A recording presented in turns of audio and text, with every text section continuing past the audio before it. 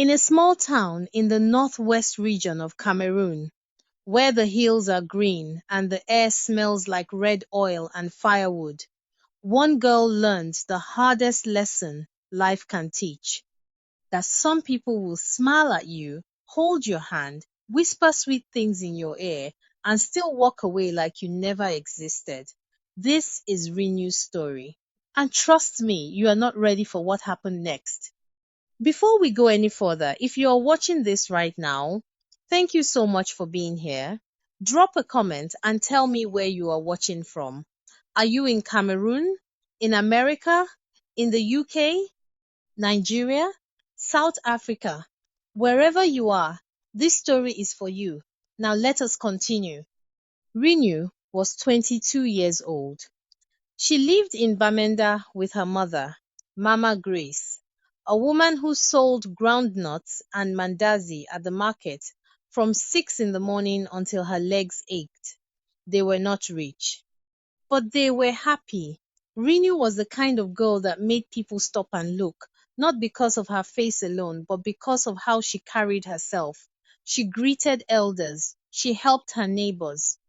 She was training to become a nurse. Everybody in that compound liked Renew. Then Ungwa Denise arrived. Ungwa Denise was from Nkwen. Tall, fine, always wearing a clean shirt. He had a way of talking that made you feel like you were the only person in the room. He rode a motorcycle and always had airtime on his phone, which in Bamenda meant he was doing well. He saw Renew fetching water one afternoon and he did not leave her alone after that. "You are too fine to be carrying a bucket," he told her. Renew laughed and walked away. But he came back the next day, and the next, and the next. Her friend, Ngo, warned her, "Renew, I know this boy. He is not serious. Every girl in Goen has a story about Ngwa Denise."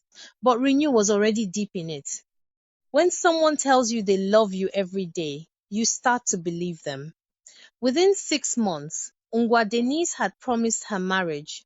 He told her he was saving money for the bride price. He said his mother already knew about her. He said they would build a life together in Bamenda. He said, he said, he said.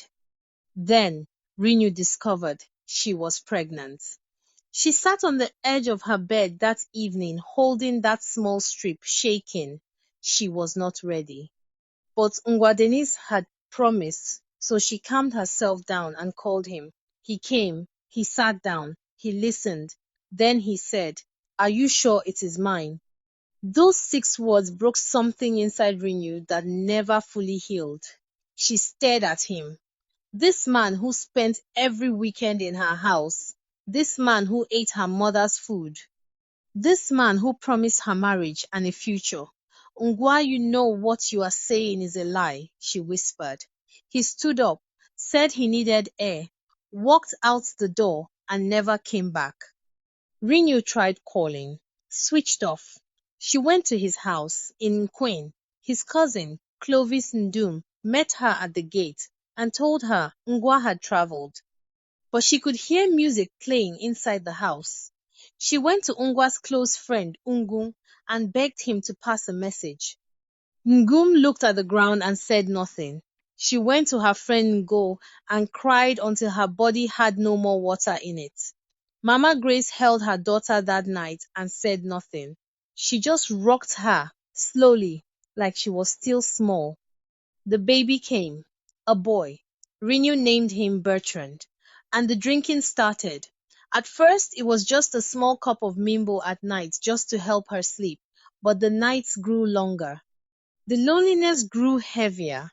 The bills grew bigger. The baby cried. Renew had no job, no partner, no help. Her classmates were finishing school.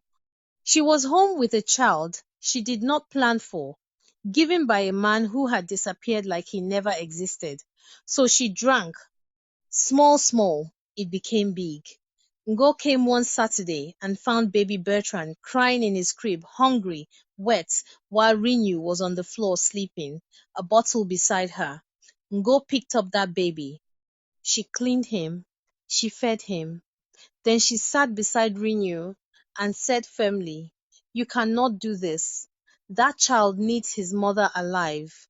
Something about those words entered Renew's chest and stayed there. She stopped drinking, not in one day, not easily.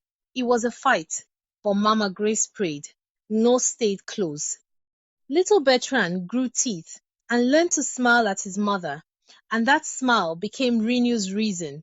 She went back to nursing school. She explained her situation. They allowed her to continue. She worked. She studied. She raised Bertrand. Meanwhile, Ngwa Denise was in Bamenda living like he had done nothing wrong. New girlfriend, new promises, same lies, different girl. Then, one Thursday morning, Renew walked into the Bamenda courthouse with a lawyer, a sharp woman named Manka Perpetua, who wore glasses and did not smile in court. Every ignored message printed out. Every month, Bertrand had no support documented. Every witness who saw Ungwa denied that child, ready to talk. Even Clovis Ndum, after his own conscience chewed him, testified. The judge looked at Ungwa Dennis and did not blink. He was ordered to pay everything he had missed since Bertrand was born. His accounts were traced. His family was embarrassed publicly. His new girlfriend left the courtroom before the judgment even finished. And Renew, she stood outside that courthouse in a white blouse, holding Bertrand on her hip, the sun hitting her face, Mama Grace and Ngo beside her, and she breathed. Ngwadenice later sent a long voice note apologizing. Renew listened to the whole thing. Then she deleted it and went to cook her son's dinner. And that, my people, is the story of Renew, a girl they broke who refused to stay broken. If this story touched you, if it reminded you of someone, if it made you feel something, share it. Someone out there needs to hear this today. And please subscribe to this channel, Tales by Libright. Hit that bell so you never miss a story. We will be back with more stories that are real, raw, and straight from the heart of Africa. Thank you for watching. God bless you wherever you are. Tales by Libright